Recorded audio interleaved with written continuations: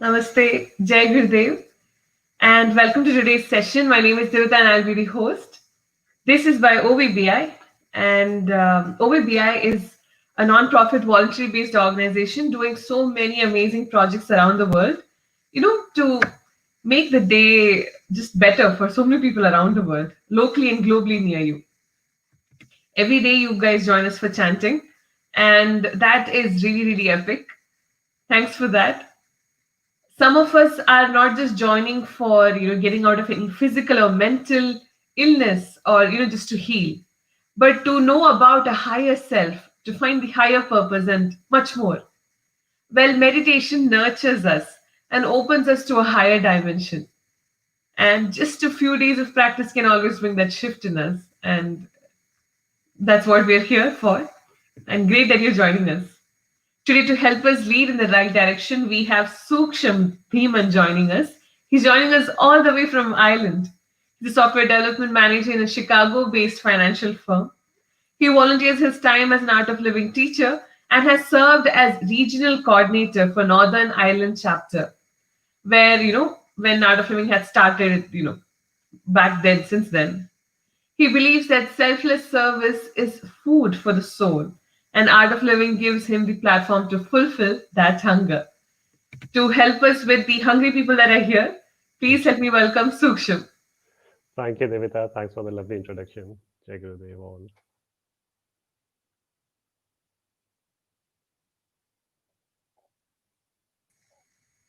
Yes, Sooksham, whenever you're ready, please help us with the chanting. And before the chanting, if you give us some knowledge regarding the importance of chanting or why Om Namah Shivaya. Yeah, it's amazing, this chant Om Namah Shivaya. So I've been with Art of Living since a long time, since last 20 odd years now. Um, and one of if you would have heard Sri Ravi Shankarji talking about chanting, there are loads of information and knowledge about it. But one thing that really struck me about Om Namah Shivaya is, what he talks about, the five elements that the whole universe is made up of, isn't it? And Om Namah Shivaya itself is so powerful that all the syllables in it, Nama Shivaya, right? Five syllables. These are so powerful to bring harmony in all these five elements that we and the whole universe is made up of. So that's so powerful. This specific chant. And there's so much out there, which talks about scientifically how chanting is so helpful and beneficial to all of us, isn't it? But from my own experience, I've been born and brought up in a family which really values the chanting as well. I've heard my parents chant different chants since the childhood. um, so yeah, chanting is something that really is quite close to my heart. Yes. So it's amazing, the kind of and all that we're looking for is to live in the present moment, isn't it? And chanting is that one path that can actually take you to that living in the present moment as well, you know as do our other practices like meditation and pranayama and everything. So chanting, satsang, chanting, they're all part of it. So very beautiful. So with that, I guess we can do start today's session. Hmm. Om Namah Shivaya chant. So let's all close our eyes and let's take a deep breath in and let go. And another deep breath in and breathe out.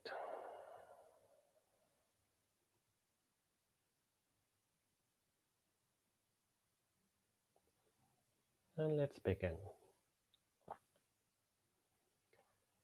Om Namah Shivaya. Om Namah Shivaya. Om Namah Shivaya. Om Namah Shivaya. Om Namah Shivaya. Om Namah Shivaya.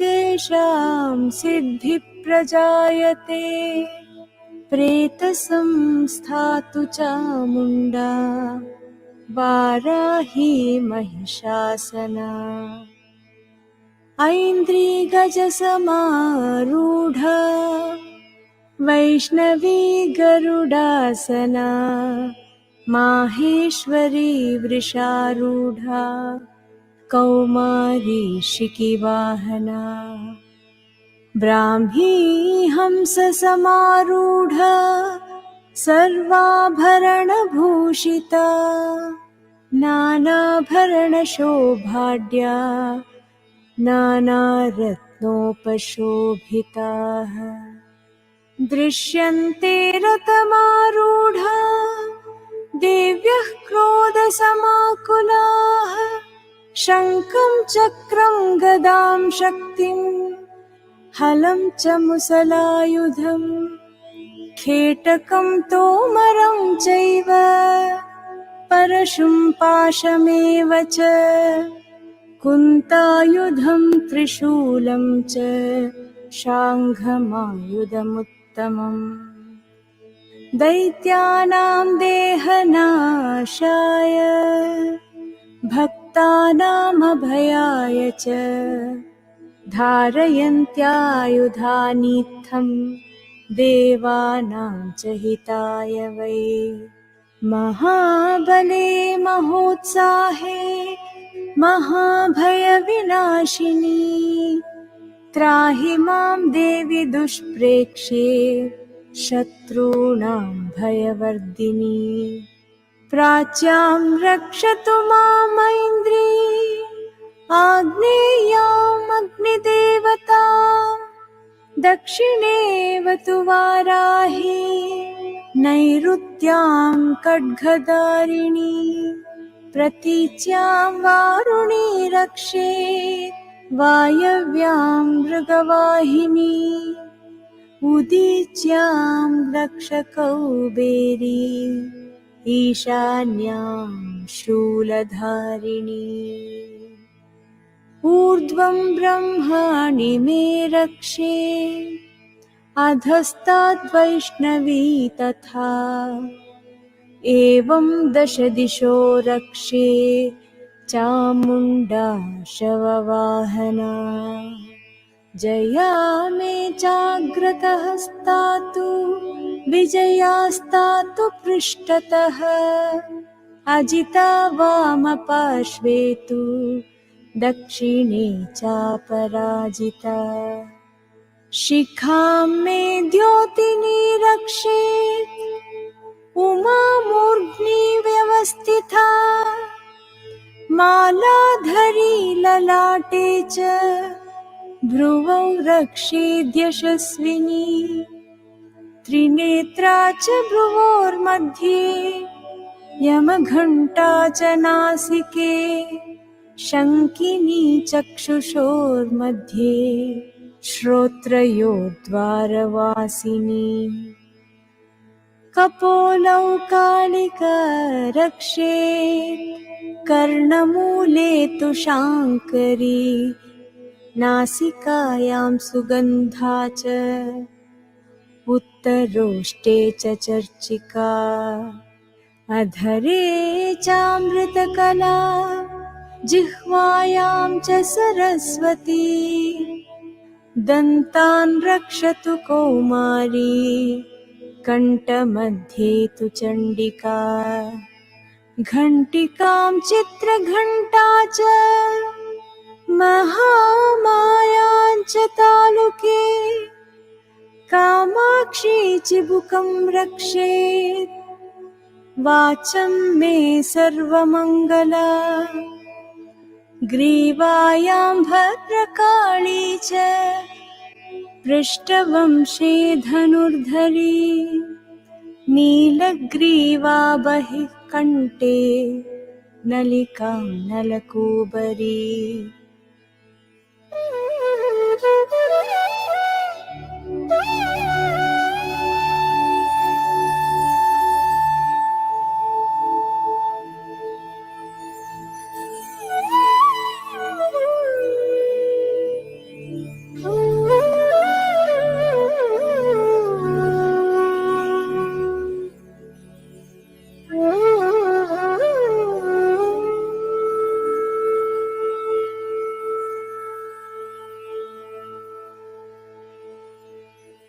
खड्गधारिण्युभौ स्कन्दौ बाहौ मे वज्रधारिणी हस्तयोर्दण्डिनी रक्षे अम्बिका चाङ्गुलीस्तथा नखाचूलेश्वरी रक्षेत् कुक्षौ रक्षेन्नलेश्वरी स्तनौ रक्षेन्महालक्ष्मी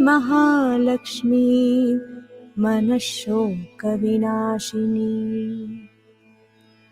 हृदयं ललिता देवी उदरं शूलधारिणी नाभौ च कामिनी रक्षे गुह्यं गुह्येश्वरी तथा कट्यां भगवती रक्षे जानुनी विन्ध्यवासिनी भूतनाथा च मेढ्रं मे ऊरू महिषवाहिनी जङ्गे महाबला प्रोक्ता सर्वकामप्रदायिनी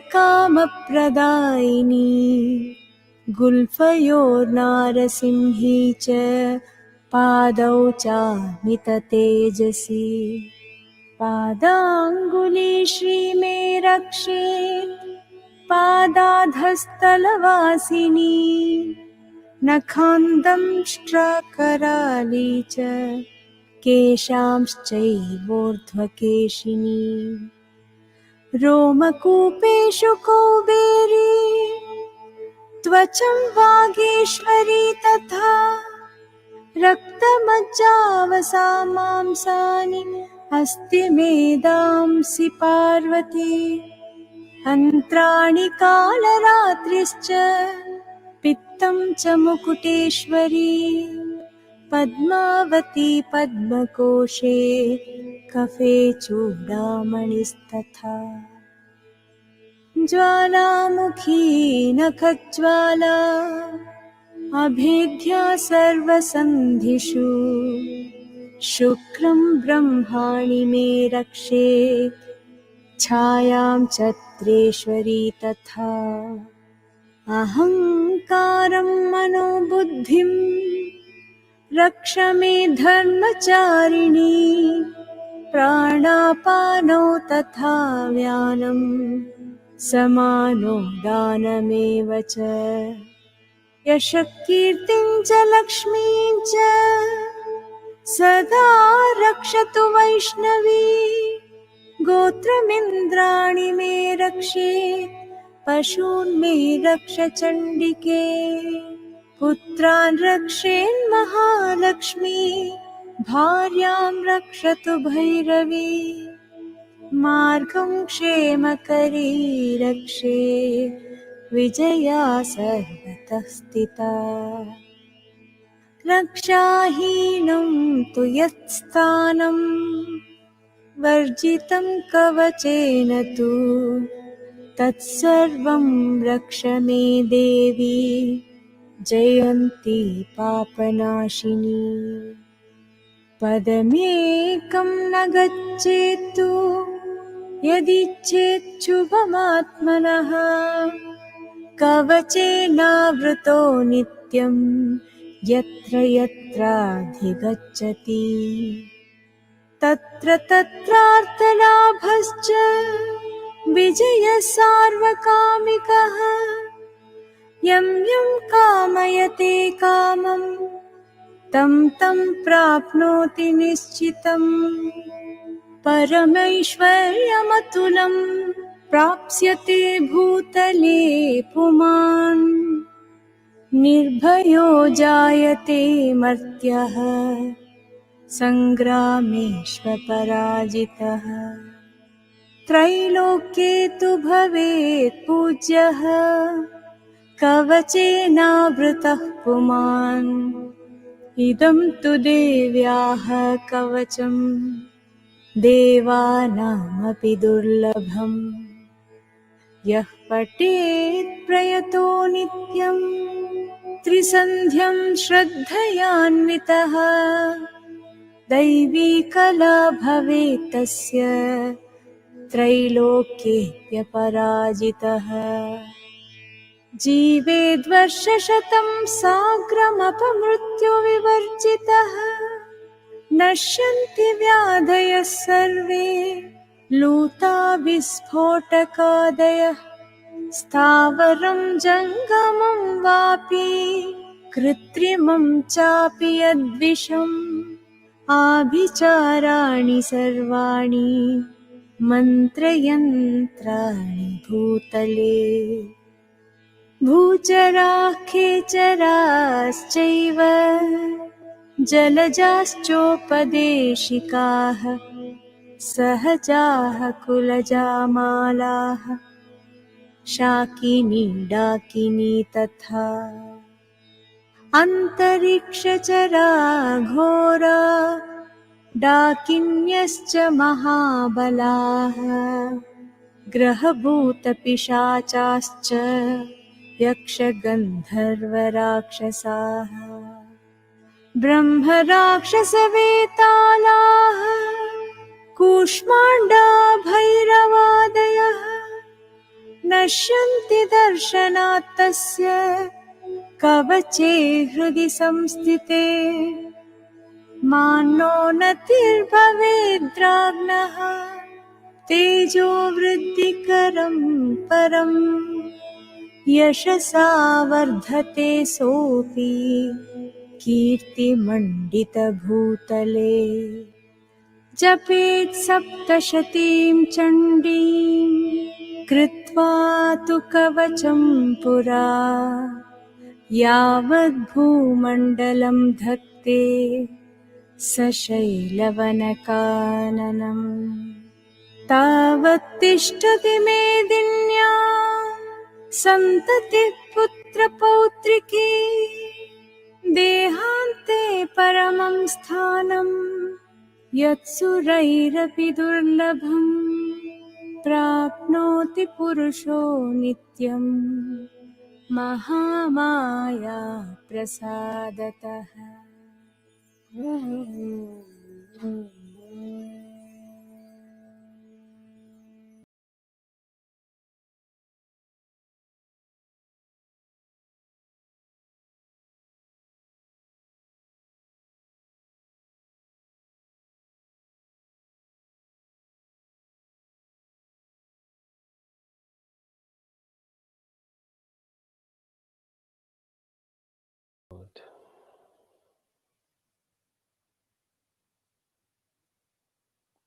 Slowly become aware of your body and surroundings. And breathe in once again. And let go.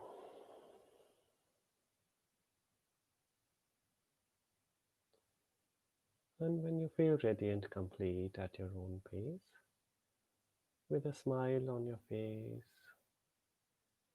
let's open our eyes.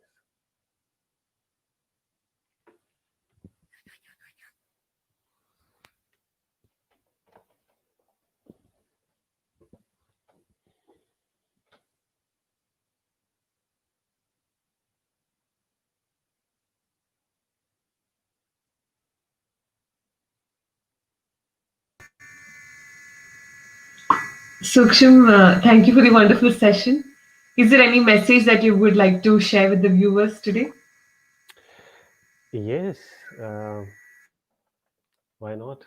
As I was saying, you mentioned, and when you were introducing me, I was saying service is food for our soul, right? We all have our jobs, we have to nurture our body, obviously, right? So we do things to sustain ourselves. But I think we also need to look at what the real purpose of ourselves is. And you guys who are doing such a wonderful job with the OVBI, all the initiatives that you are taking, I think that you all are role models for that, right? And in our own way, I think we all need to come up with thinking of what is it that I can give, you know because that is what really brings so much of prosperity and fulfillment in our own lives, um, and takes us out of that grumbling that we all sometimes get into. And specifically in these times when we are in the lockdown. Slowly it's opening up, which is good. Um, but there is so much going on in this world, and so many people are in that state where they are going through a lot. We all need to think about and start doing what we can, taking little bit of responsibility of what can I do for others. That itself is so beautiful and so powerful. And as Shri says, when we are all doing so much of all this meditation, chanting, breathing, there's so much of love and happiness that comes out of us. mm. And then the only way you can't but share that love and joy, right? And service is that one way of showing and sharing that love and joy. So let that flow out. Let's not keep it within ourselves. Let it multiply. Let it flow out. Wonderful message, Sooksham. Thank you. Thank you so much. Yes. And now it truly makes sense also why service is the food for the soul. Yes. Yeah. And it's time for us to let you know how many chants we have crossed. And for those of you who have been joining us every day, you know that we have crossed 10 million. But for those of you who don't, yes, we have crossed 10 million. And congrats to all of us for taking us there. And this was possible because we chanted, of course, and logged in our chants at billionchants.org. So the Om Namah Shivaya that you did with us right now, or that you will be chanting later at any point of time, and any other chant for that matter, please log in your chants at billionchants.org. Let the chants increase everywhere, and any turbulent waves or times that are there anywhere in the world, let them all just cease, and only positive vibes exist. So yes, that is the blessing that we can give for the world right now. And yes, see you all again tomorrow for another amazing session. Namaste. Jai Gurudev.